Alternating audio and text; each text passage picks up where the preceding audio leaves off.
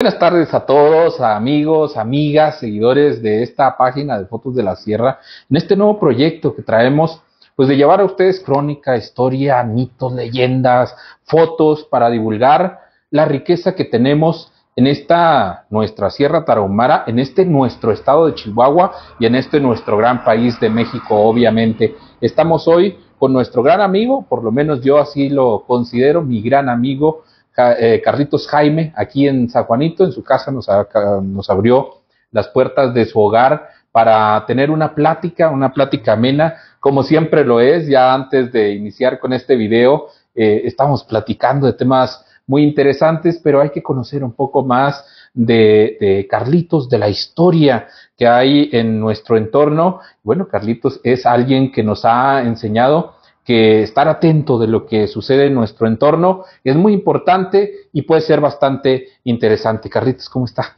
Muy buenas tardes. Pues sobre todo, primeramente agradecerle el que se haya tomado la molestia de venir a esta su casa y por tratar de poder colaborar con ese trabajo, en esa nueva edición suya en el radio. Pues aquí estoy a la orden.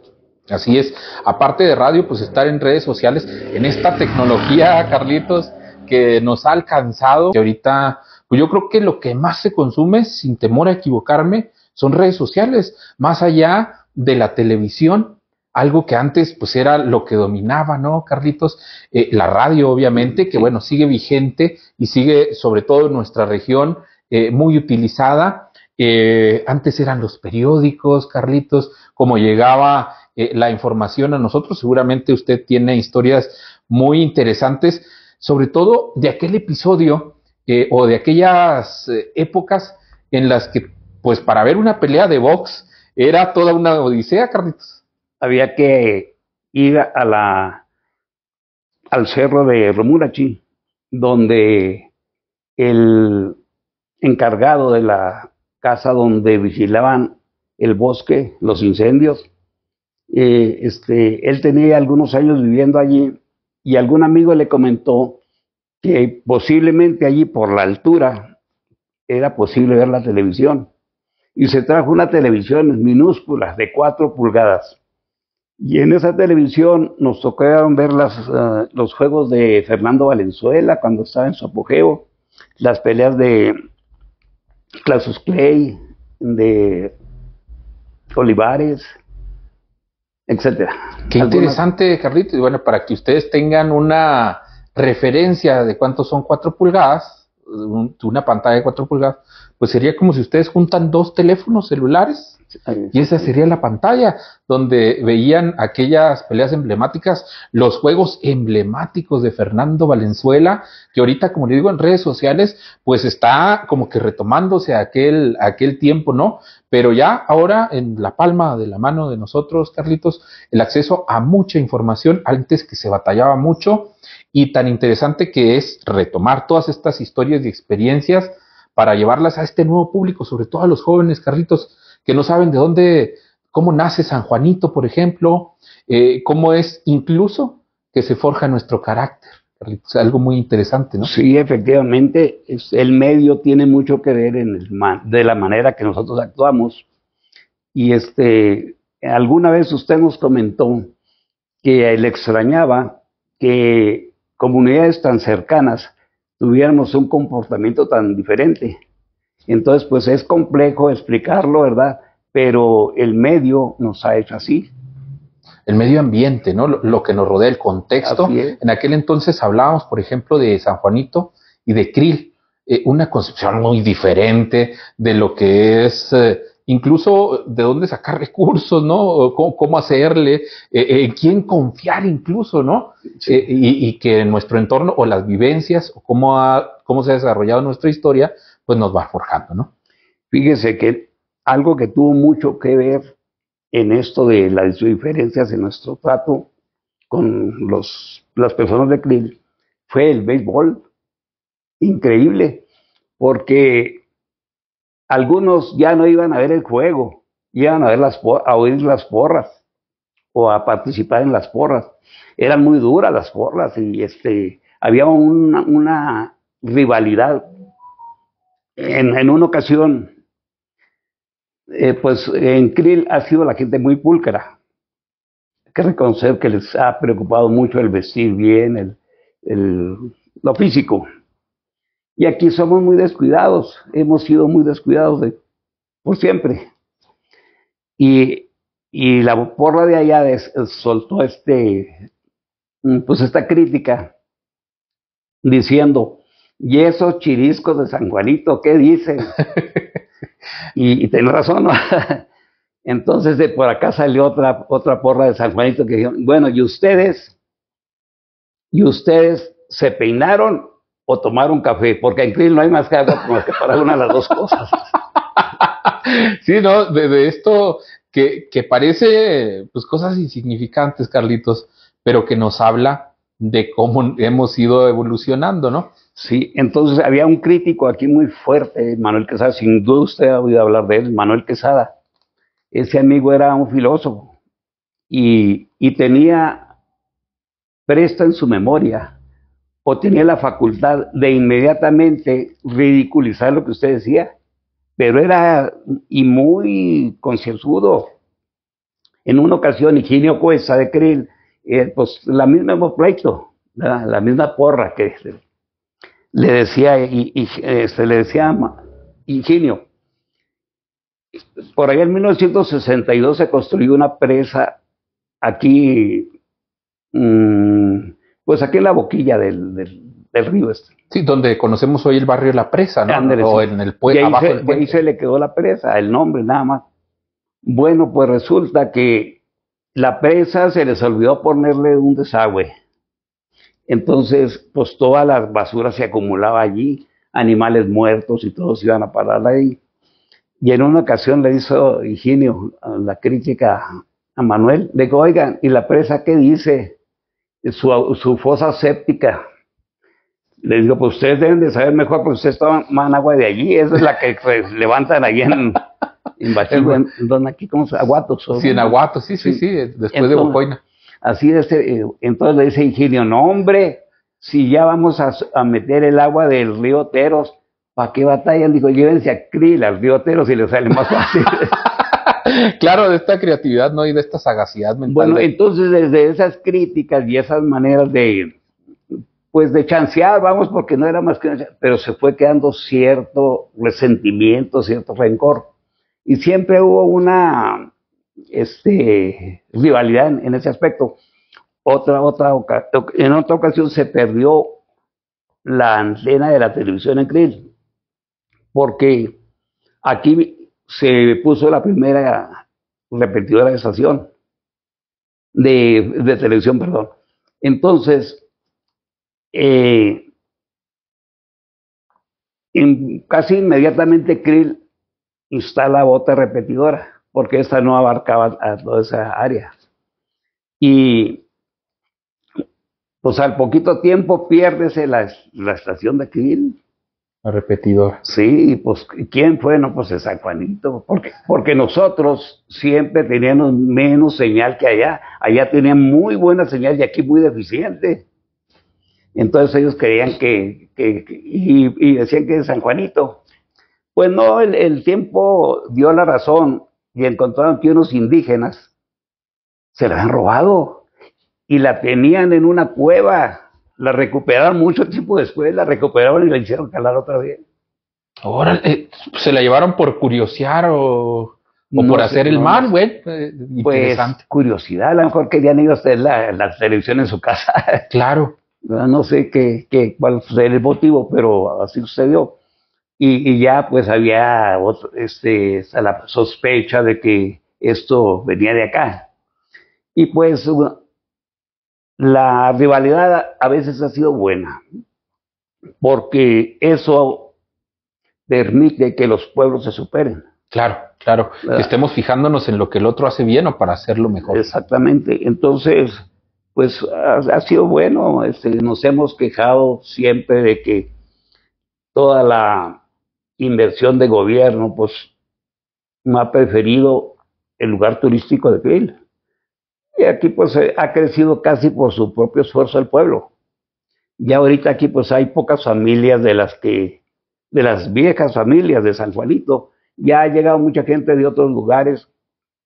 De hecho, por ejemplo, yo tengo 81 años y ya batallo para encontrar personas como para dialogar, porque mm, ahora trato con los nietos de mis amigos.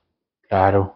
Y pues a veces no los reconozco, pues no hay conocimiento de que mi amigo íntimo pues tiene esa descendencia. Y seguramente pues ahorita lo estén viendo más familiares de todas estas personas que han emigrado también de aquí, Carlitos, y que tienen mucha añoranza de conocer o de saber esa historia de San Juanito, que corre peligro, eso es cierto, ¿no? De perderse en el tiempo, de perderse todas esas bonitas anécdotas y que usted las ha rescatado y eso le reconocemos y le reconozco yo en lo personal a través de sus libros, a través de estos libros tan afables, tan ricos en experiencia. Aquí traigo el que me regaló, de hecho, el baúl de mi memoria. Desafortunadamente, pues no está para todo el mundo, Carlitos, y créame que me han preguntado mucho, que si cuándo va a salir una edición de este libro, cuándo van a poder leerla, igual que la Crónica de San Juanito, ¿se llama el otro, Carlitos? Mire, la Crónica de San Juanito, crónica de lo que el tiempo nos dejó. Es cierto. Bueno, mi interés de dejar escrito eso nació hace muchos años. Yo estaba jovencito y procuraba ir anotando todos los casos sobresalientes de lo que sucedía aquí. Y un día llegó a oídos del sacerdote que yo tenía esa documentación y fotografías además que había coleccionado de mi padre, que era aficionado a la fotografía. Y entonces me dijo que por qué no hacía un libro. Le dije, pues mi intención es dejar esto. Digo, si alguien se interesa, pues ahí va a estar el escrito. Dijo, no, pues hay que mandar a hacer el libro. Y es toda una odisea la que pasó aquel volumen de recuerdos, de anécdotas, de datos históricos, porque el padre consiguió una imprenta en Chihuahua que no trabajaba bien, o sea, falsificaba credenciales y cosas de esas. Entonces el gobierno la tomó y pues ahí estaba el libro. Entonces se perdió. Duró años perdido el libro. Me supongo que hasta que se arregló todo aquello, le hablaron de Chihuahua al padre que ahí estaba un trabajo de él, que había entregado de él. Uh-huh. Y fue como lo recuperamos. Entonces ya lo dio a que lo imprimiera la imprenta del gobierno del estado. Ahí fue donde se imprimió el libro. Pues mi intención fue esa, escribir lo que aquí sucedía, y tengo infinidad. Ya después el tiempo me dio la oportunidad de conservar artículos periodísticos o de alguna revista que hablaba algo de por acá y yo lo iba hablando, y así se fue formando ese trabajo. Finalmente el libro que usted tiene en sus manos, pues ese lo escribí cuando la pandemia, cuando todos le teníamos mucho miedo al COVID-19, y pues que no salíamos, que si salíamos andábamos cubiertos y todo eso. Entonces nos dio una estremecida la enfermedad, que no pensábamos que iba a llegar una cosa tan grave como esa. Si nos hubieran comentado los cuidados que íbamos a tener de la comunicación, de la relación de las gentes, pues no hubiéramos creído, porque realmente, pues usted se acordará el miedo que teníamos, ¿verdad? Claro, inclusive de salir. Y la incredulidad que teníamos al inicio, como lo dice usted, y que después pues, tuvimos que adaptarnos a eso, y ya cuando estábamos adentro, pues no le veíamos fino, cuándo se irá a terminar, la esperanza de una vacuna, etcétera, pero dio grandes resultados y dejó cosas positivas, en este caso, este libro, Carlitos. Sí, y desgraciadamente todo se nos olvida muy rápido. A veces nos damos cuenta de cosas que se olvidan, ¿verdad? Y pues ahí es una parte de mis memorias en el libro, un poco egocéntrico porque hablo de mí, allí prácticamente es algo que a mí me sucedió y lo comento. Y yo lo hice para que lo leyeran mis hijos y ellos se interesaran pues en lo que yo había sido de joven. Pensaba yo que no iba a haber nunca vacuna y que finalmente todos nos íbamos a exterminar con esa enfermedad. Así era el pensamiento de algunas personas. Y en mí así pegó. Entonces, hay una anécdota, disculpe que lo interrumpa, sí, Carlitos. Sí, el corte flat up o rapo, sí, dice en uno de los apartados de este, sí, era libro. Campo de aviación, o sea, sí. Era así.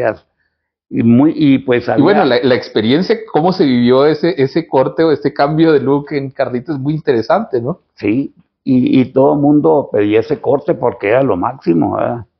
Pues lo que le copiamos a los americanos, porque hasta el nombre, flat up, campo de aterrizaje. Sí, y sí. Entonces, pues todos queríamos tener nuestro campo, ¿verdad? Así es. En un look como el de Sylvester Stallone, ¿no? En las películas, un corte, un tipo militar, ¿no? Que se acostumbraban en aquel entonces, que traían algunos americanos, precisamente. Pues a lo mejor de ahí salió, ¿verdad? Sí, no, yo no recuerdo de eso. Efectivamente, bueno, está muy, muy bueno el libro, muy buenas las experiencias, sobre todo la forma de la narrativa de Carlitos de expresarnos en este y en las crónicas de San Juanito, lo que el tiempo nos dejó, es el título. Carlitos, en ese libro hace usted referencia a los orígenes de San Juanito, a cómo se va fundando, ¿no? Que comienza primero como San Juan, ¿no? O tiene su antecedente en un rancho que se llama San Juanito. Y según se cree, porque hay dos versiones, la más creíble es que no lejos de aquí había no menos 3, 4 poblaciones que llevaban el nombre de San Juan Bautista, San Juan Evangelista.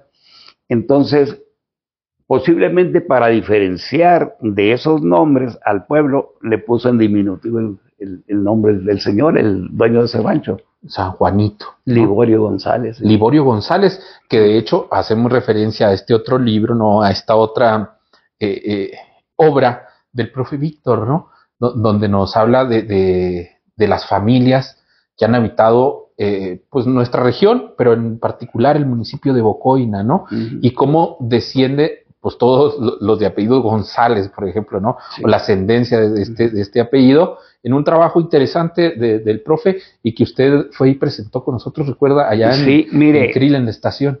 El escritor Zacarías Márquez hace mención de que los apaches atacaron un pueblo que se llamaba San Juanito, donde convergen 2 ríos, de Tomochi y no recuerdo el otro, y ese era un pueblo, y allí habitaban los González en ese pueblo, pero como llegaron los apaches y los que se pudo salir se evadió el ataque, y vinieron a parar aquí a Bocoina, y fueron los encargados de eso, haber sido muy atrás, años muy atrás, y estos fueron los encargados de poblar el municipio. Así es, en esta pues, antecedente, ¿no? De nuestra región y que es muy interesante. Yo creo que no hay mucho texto de eso, mucha literatura de la relación de nuestra sociedad, de cómo se conformó incluso de los pueblos con la rebelión apache y también con rebeliones indígenas de tarahumaras. Por ejemplo, tenemos a Tomochi muy cerca de aquí, ¿no? Uh-huh. Tenemos, por ejemplo, Choguita, que tuvo en algún momento una rebelión como esta. Sisogichi también, ¿no? Que tiene historia relacionada con esta. Y que ahorita pues nosotros decimos Apache. Sí, pues Apaches allá en Estados Unidos o allá en el centro del estado de Chihuahua, pero pues acá no. Y créanme que hay mucho que hablar de eso, ¿no? Sí. Pues el primer misionero que llegó a Sisogichi en 1676 fue José Oreña. Bueno, se me olvida el nombre, Oreña se apellidaba él. Y empezó a construir las primeras casas de piedra, porque ahí generalmente pues todos estaban en cuevas. Entonces él empezó a enseñarles a labrar la piedra y, y cuando terminaban las casas ellos los indígenas no querían avisarlas, no les gustaban, mejor su cueva. Batalló mucho para que empezaran a usar las casas que él había ayudado a construirles. Y empezó a construir el templo y una turba apache incendió el templo. Lo mismo sucedió en Choguita posteriormente. Entonces llegó el padre José Newman, él continuó con la obra de Antonio de Oreña. Por eso hay un San Antonio allí. Y una escuela también con el nombre, ¿no? De Antonio de Oreña, también sí, por allá. Sí, fue el primero que llegó, el primer español. Él era militar, pero tenía relación directa con los religiosos. Y ya José Newman, pues ya era un sacerdote católico, y él continuó la obra de Newman y construyó el templo de Choguita. También lo destruyeron. Hay muchas cosas de la historia local que están muy, pues que necesitan un estudio más a fondo. Claro, y esto de los apaches o de la rebelión indígena y todo esto, relaciona, por ejemplo, a Tomochi. Tenemos el episodio de Choguita, el episodio de Sisoguichi, acá en el municipio de Bocoina, pero tenemos también episodios brutales, ¿no? Allá en el municipio de Guasapares, por ejemplo, ¿no? Sí. En Temoris y en muchas otras misiones donde dejaban nada menos que a los misioneros pues colgados, ¿no? Sí. De las iglesias. Aquí en Guerrero, que era Villa de Aguilar, ahí también tumbaron la iglesia, la desbarataron, quemaron las casas y al sacerdote lo arrastraron con el caballo y hicieron diablura y medio con él. Claro, y hay otros episodios que, bueno, ya donde se afectaban a particulares. Tenemos un episodio, no sé si lo leí en su libro, Carlitos, o lo leí en el de Crónicas de un país bárbaro, de acá de San Miguel de Sopechichi. Ah, sí, sí. Creo que fue en el suyo. Pues yo escribí de él porque vivieron personas aquí que habían estado a cargo de ese rancho. Ellos pues no sabía nada de lo que había pasado, pero pues como le digo yo desde muy joven traté de investigar con personas adultas que conocían algo de eso y me platicaron cómo estuvo eso, que desde días anteriores a que tomaran ese rancho, desde un cerro, un picacho que hay allí, y si usted va a Bahuinocachi, por ahí pasa, es un picacho que no tiene pinos, entonces desde allí estaban espiando ya los apaches al rancho. Y entonces, un día que los vaqueros de aquel rancho salieron a correr sus vacas, era una tarde, entonces llegaron ellos, los apaches, a atacar.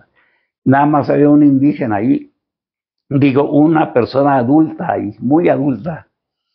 En un rincón dicen que tenía varias carabinas que usaban los rancheros ahí. Pero se atemorizó tanto al escuchar el ruidajo de los apaches que no pudo tomar los rifles. Ahí esperó la muerte. Acabaron con toda la gente. Nomás una niña se salvó. Ese viene ahí. Sí, eso viene efectivamente. Y que bueno, es parte de la historia y de lo que tendríamos que estar, pues no sé si estudiando, pero sí dándonos cuenta, ¿no? Porque, bueno, desafortunadamente poco a poco se van perdiendo y los datos y se van reburujando. Mire, hace poquito que yo leí en el teléfono una crónica que hace Victoriano Díaz, donde dice que no se sabe cuándo inició San Juanito, que pues hace datos muy velados, ¿verdad? No concretiza. Pues yo tengo 3 artículos que establecen que San Juanito se fundó en 1903 y son, digamos, pues dignos de toda credibilidad, puesto que uno de esos artículos lo escribió Dixon, la maestra norteamericana, que hizo una labor muy buena aquí. Que hay también referencias, bastantes referencias de Dixon en su libro. Sí, una mujer muy dedicada, ¿verdad? Muy rica en historia.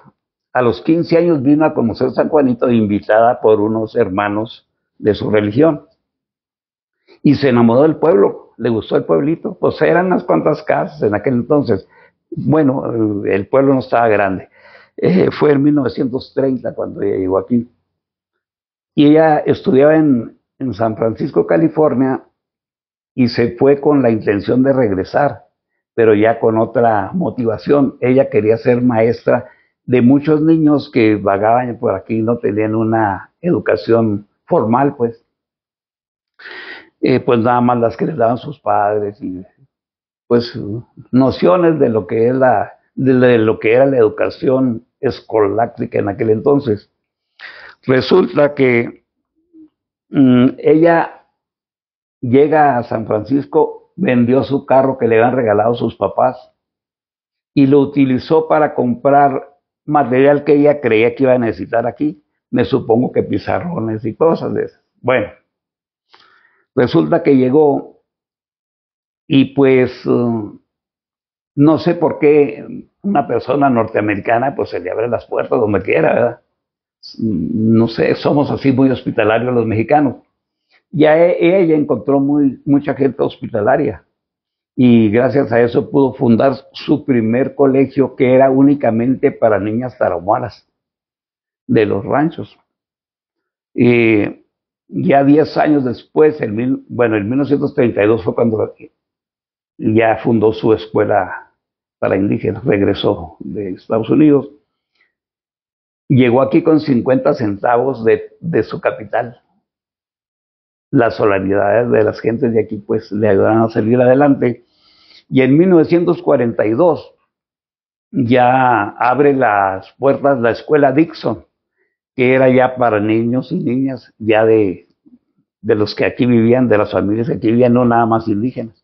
Claro, y nos habla pues, obviamente de esta nobleza, ¿no? De Dixon, y también de un tiempo pues que era muy diferente al de ahora, ¿no? Con mucha carencia, con carencia de comida, ¿sí? Literalmente de comida. Hay un episodio en el libro también que habla donde pues está la hortaliza, está la siembra, ¿no? Ella me comentó y de repente la helada, ¿no? Uh-huh. Ella fue la que me comentó eso. Y en el tren, en el ferrocarril, coincidimos un viaje a Chihuahua.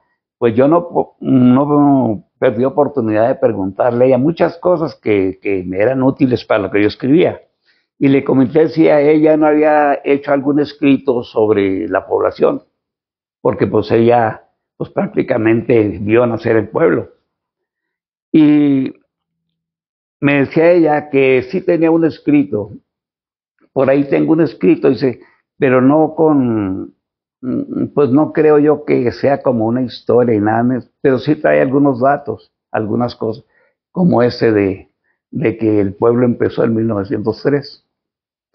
Y volviendo otra vez al origen del pueblo, pues el señor Liborio González, que fue el primer hombre en esta región, tenía su rancho allí donde está el aserradero de Pedro Parra, a unos cuantos de entre la aserradero de Pedro Parra y la estación de Talayotes, más o menos en esa parte. Sí. Entonces, este señor, pues, le gustaba el tejuino, tenía muchas señoras en cada rancho, tenía 6, 7 ranchos y en cada uno tenía una esposa. Y finalmente él empezó a fallarle, serían las Alzheimer o algo, la enfermedad de la senectud, ¿no? Que a mí me está pegando. Bueno, resulta que le gustaba el tejuino, iba mucho a Pachera y asombraba mucho porque decían que en un día iba y volvía a Pachera. Iba y bailaba y regresaba a su rancho. Entonces, pues ahorita solamente en troca. Claro. Es grande la distancia. Bueno, pero él conocía las travesías y pues muy conocedor de la región. Y él criaba ganado mular para vendérselo a las minas, pues no había trocas todavía. Entonces él acumuló una gran fortuna, pues en aquel entonces se pagaba con monedas de oro. Y cuando empezó él a desvariar, sus familiares comentaron que salía él con un taleguito de monedas y en la tarde volvía sin ellas, las enterraba ahí en los alrededores de su rancho. Hay la evidencia de que al menos uno, sí lo encontraron, una de aquellos entierros. Y está muy escarbada allí en las cuevas donde él visitaba mucho, porque creen que por ahí podía haberlas dejado. Hay muchos escarbaderos ahí. Y entonces, bueno, en una desguinada que lo invitaron acá para San Ignacio en Bocoina, Sí. él decía que él poseía desde Treviño hasta Recoguata, todo lo que era de él. Pues yo creo que como especie de derecho de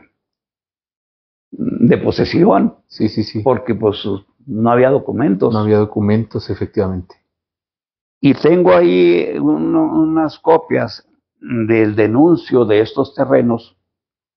Son 2 terrenos que denuncian 2 personas de apellido González. Eso fue en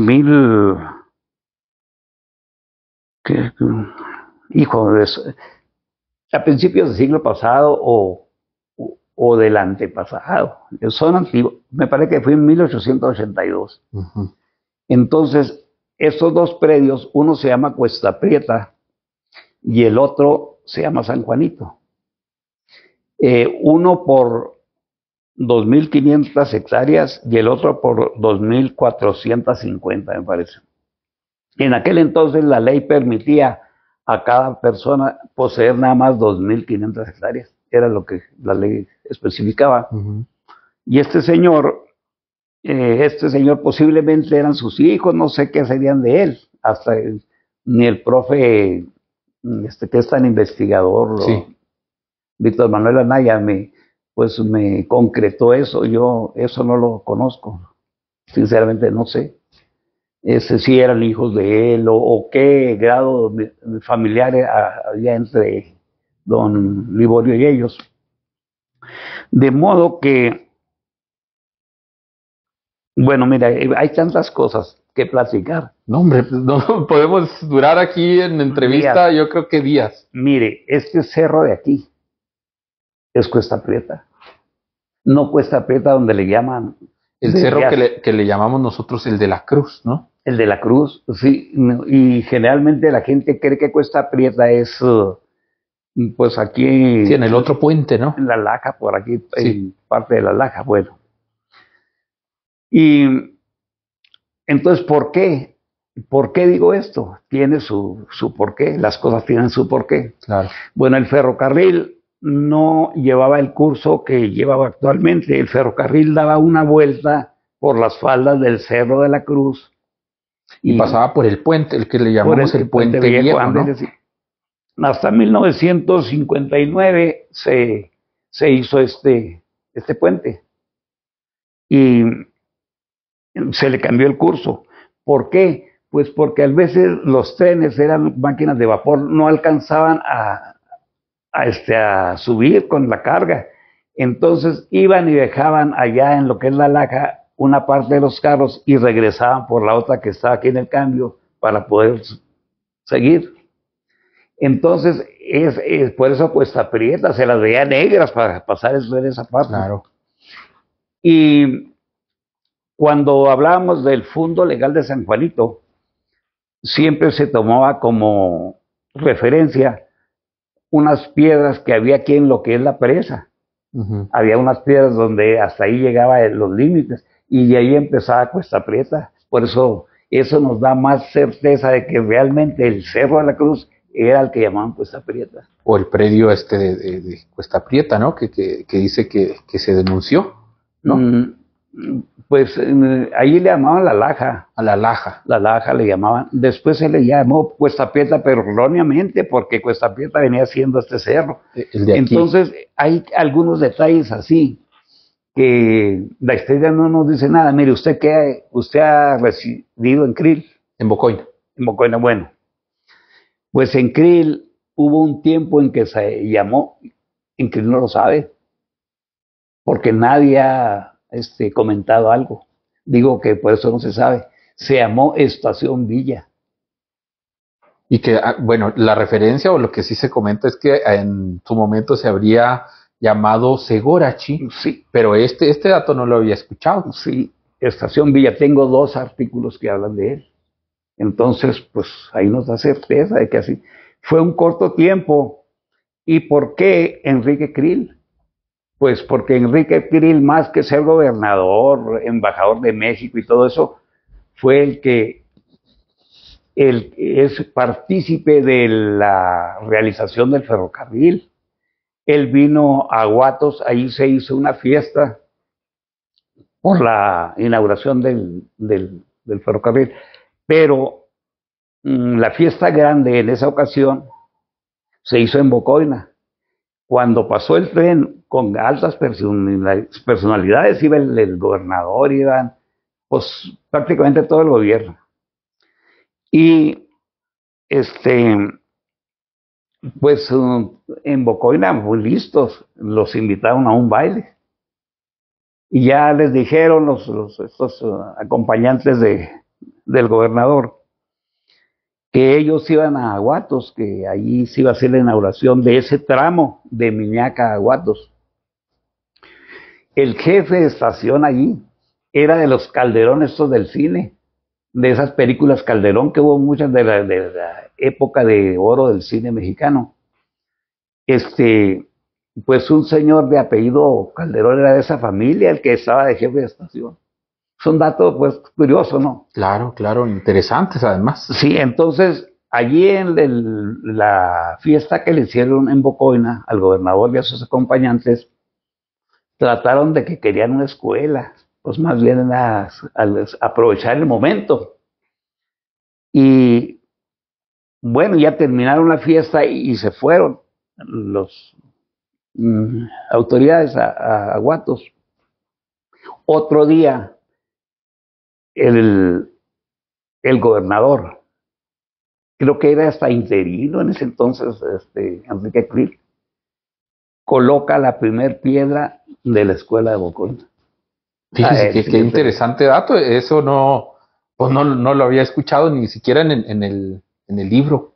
Mire, tengo el dato de la presidencia de Bocoina, que se le da crédito a un señor que llegó de por allá de Nonuava,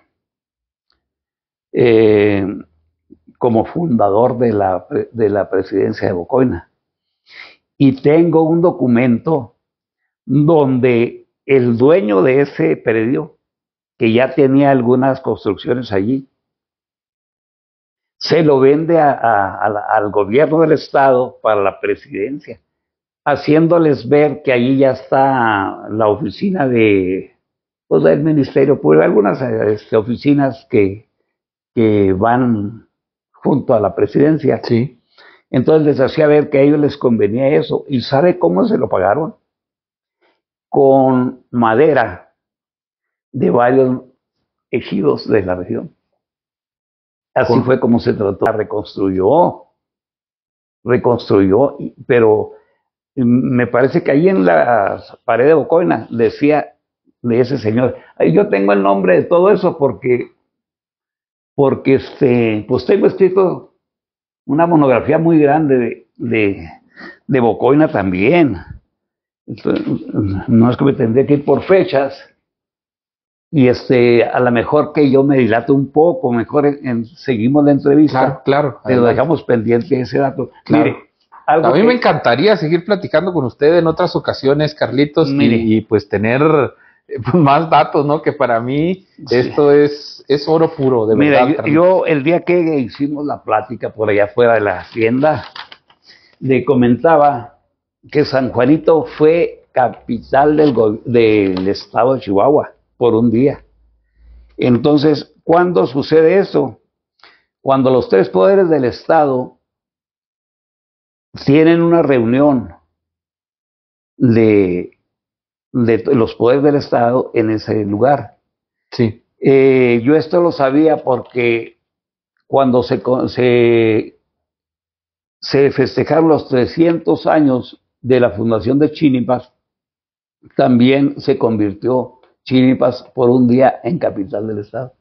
Entonces yo escribía en un boletín de la parroquia, durante 10 años estuve escribiendo diferentes artículos de muchas cosas y hacía referencia en alguno de ellos de eso. Una vez vino una hija de don Francisco R. Almada, un honor, porque se supone que es el más grande historiador que ha tenido Chihuahua, Sonora y Sinaloa. Sí. Y escribió hasta de Estados Unidos, de muchas partes. Era una enciclopedia ese señor de lo que era Chihuahua, tiene libros magníficos.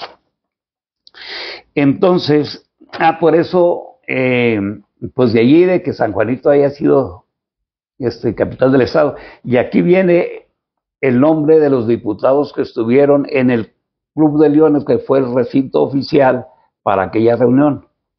Entonces, esta hoja hace mucho que la traigo, pero no nos habíamos encontrado, y yo se la voy a regalar para que la vea. Ahí viene, desde el gobernador, estaba Patricio Martínez de gobernador. Viene, por ejemplo, el diputado Luis Carlos Campos Villegas, Guillermo Márquez Lizalde, Josefina Hernández García, el diputado Huerta Luébano, Rubén Aguilar Jiménez, Osvaldo Blancas Fernández, Javier Vaca Gándara, y luego viene el orden del día, que yo creo que esto es muy interesante, incluso para hacer una pequeña nota, ¿no? Y darle un poquito de difusión, analizándolo un poquito. Y bueno, entonces juntos los poderes del Estado aquí en San Juanito. ¿Para qué fue esto? Fue para conmemorar los 100 años, los primeros 100 años de San Juanito, el 2003. Y fíjese, eso ya no se está haciendo en algunas otras ocasiones. Yo no he escuchado, por lo menos en lo reciente, ¿no? Que vaya el Poder Ejecutivo, el Poder Judicial, el Poder Legislativo a festejar por lo menos algo tan importante como son 100 años, 200 años.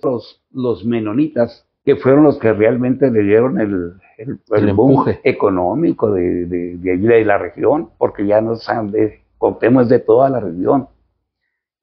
Comentaban las personas que venían de Maguarichi, pues a mí me lo comentó un señor de Ciudad Juárez, decía que San Juanito tenía más familias, más casas que Cuauhtémoc. Es un honor para mí, para nosotros, que Carlitos sea quien nos apadrine en esta pues nueva aventura, vamos a decirlo así, una odisea también a veces de difusión de la crónica, de historias, de leyendas, de todo lo que nos encontremos interesante.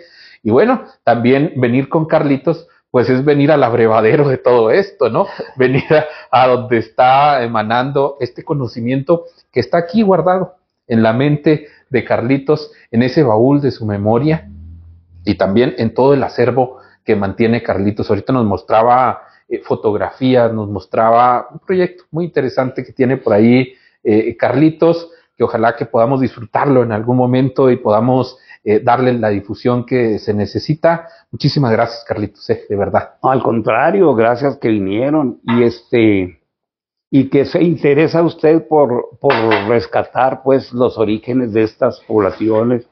Hay muchas anécdotas, ya no digamos datos históricos, porque hay cosas muy graciosas que a lo mejor por medio de eso se interesarán a leer algo de lo que se aparte, déjenme decirles a ustedes que nos ven, Carlitos tiene un estilo de escribir, y lo detecté más que en el otro libro, de la Crónica de San Juanito, en este libro, El Baúl de mi Memoria, un estilo de escritura muy afable, que lo dije y creo que hasta lo publiqué por ahí en Facebook. Sí, muchas gracias. Una reseñita de lo que era este libro que me impulsó. Cuando lo acabé de leer, Carlitos, lo escribí. Escribí con esa emoción que me quedó de acabarlo de leer, y no me dejará mentir, aquí está mi esposa también, que acabé de leer, yo creo, el libro casi cuando me lo dio, a los otros 2 días ya lo había terminado de leer, y encantado, y empecé a hablar y a platicarlo, Carlitos, y la gente se emocionaba junto conmigo por las historias que están aquí contenidas,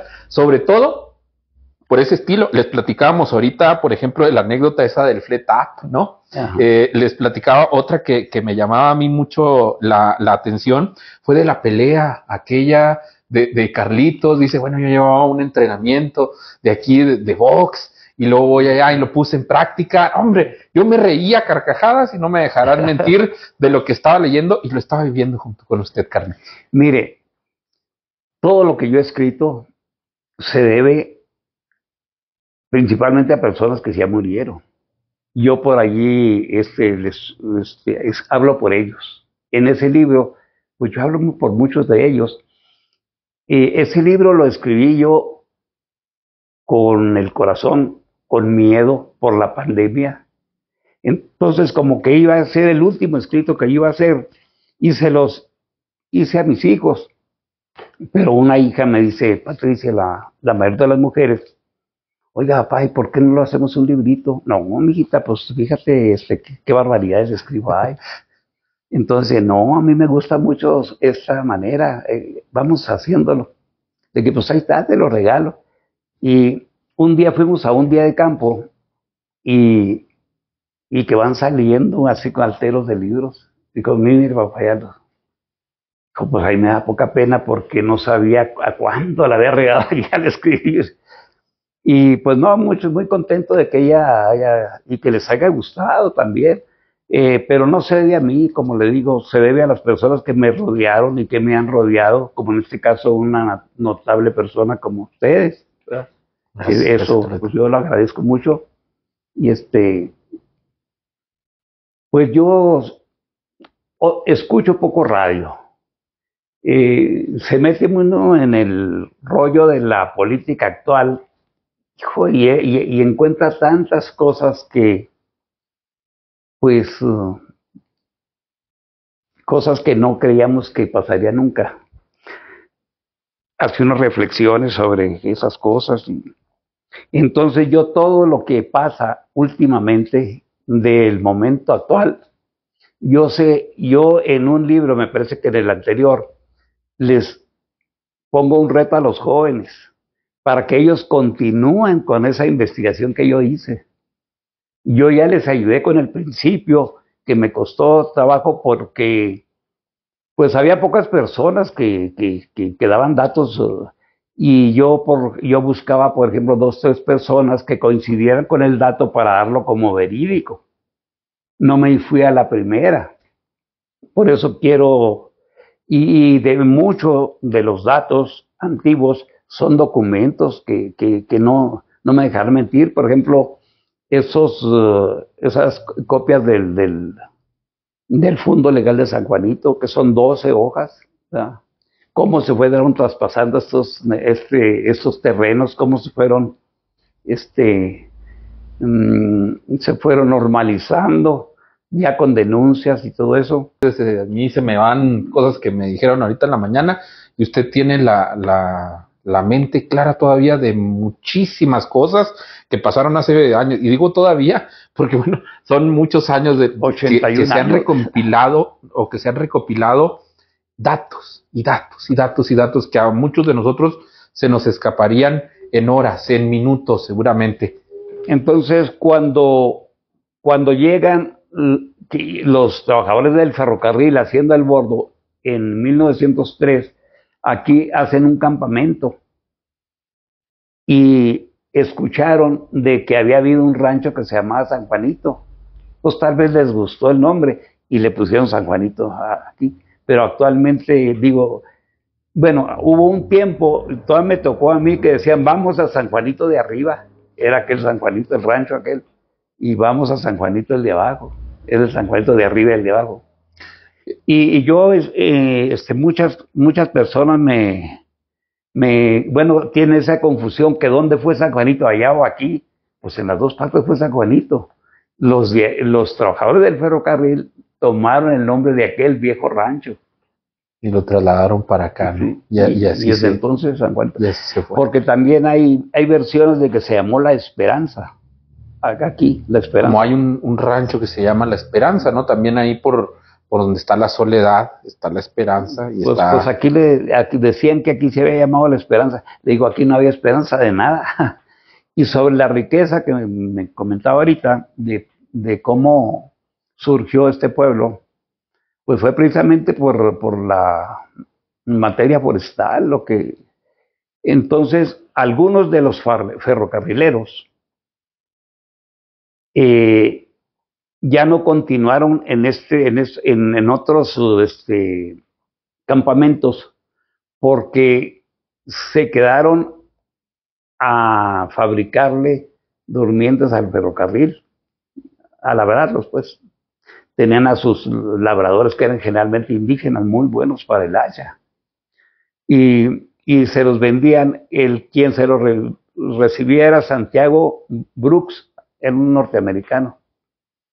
Y ese les compraba los durmientes y los tiraban por allí enfrente de la casa del rico Rafael Domínguez, entre donde están allá sí. de allí a la estación. Eso pues era un campo desierto, ahí era donde los acomodaban los durmientes y de ahí los iban utilizando en la vía.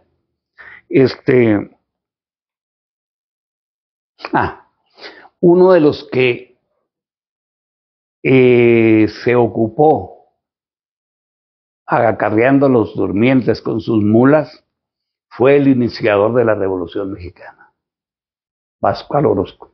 Pascual Orozco. Pascual Orozco aquí estuvo. Y fíjese, ahorita tuve la inquietud de preguntarle que si qué relación tenía pues todo esta región con la revolución. Viajamos de tiempos de la independencia, por ejemplo, ahorita platicamos de algo así. Yo tengo un artículo muy amplio de eso. De la rebelión de los apaches, de la rebelión indígena de Tarahumaras, etcétera. Y luego llegamos obviamente al momento de la revolución y que, bueno, un dato muy interesante, ¿no? Sí, bueno, allí en 1903 anduvo allí Orozco, en esa época, en esos años, en la primera decena de 1900.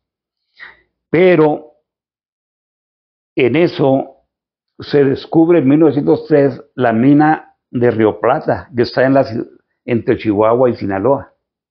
Por ahí en Temues, por esa parte está la mina esa.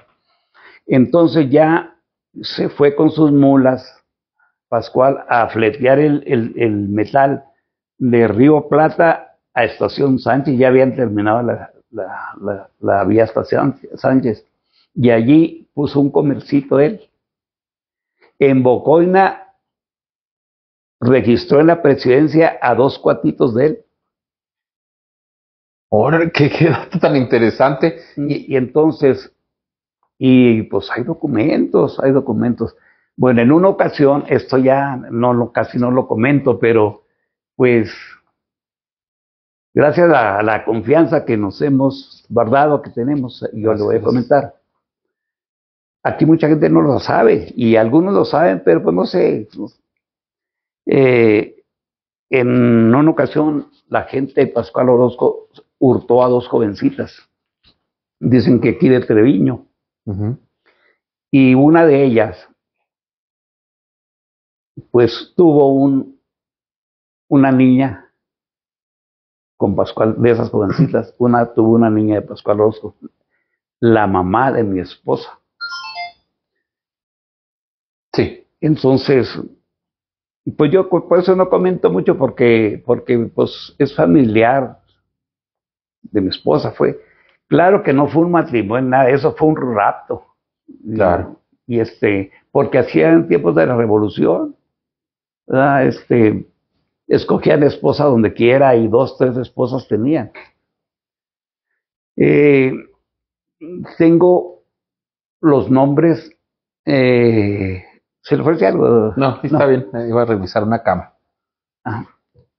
Entonces,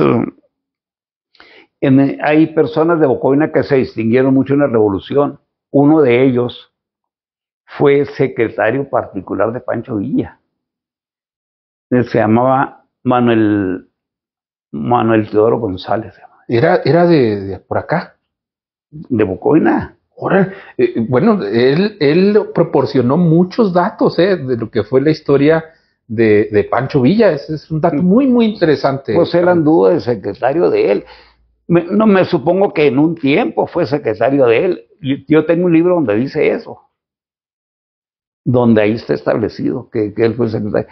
Y en Bocoina le daban el crédito a un señor que se llamaba Ángel González. Decían que había sido secretario de Villa. No, Ángel González le dio un reconocimiento a Álvaro Obregón, pero no fue el secretario, fue Manuel Teodoro González. Qué interesante, qué interesante. Carlitos, se nos termina el tiempo. Ya pues, divagamos ahí por mucho de la historia. No me queda más que agradecerle, Carlitos, que nos haya recibido aquí en su casa. Entonces, pues les agradecemos mucho. Carlitos, siempre encantado de escucharlo, como en todas las otras ocasiones, y ojalá que podamos seguir platicando, y sobre todo, ojalá, de verdad, Carlitos, que haya más libros como este, que haya más obras como estas, y sobre todo con este humor, con este desenfado que nos escribe en este libro, con esos datos tan interesantes, con todo ese acervo de fotografías que a mí, bueno, yo lo veo y casi veo oro allí, ¿no? Para mí eso es, y seguramente para muchos de ustedes que nos ven también. Muchísimas gracias, Carlitos. Al contrario, muchas gracias y encantado de recibirlos aquí.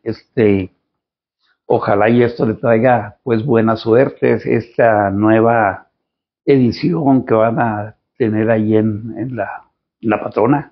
Gracias, gracias. Y pues muy agradecido con ella, que estuvo atenta en lo que nosotros platicábamos.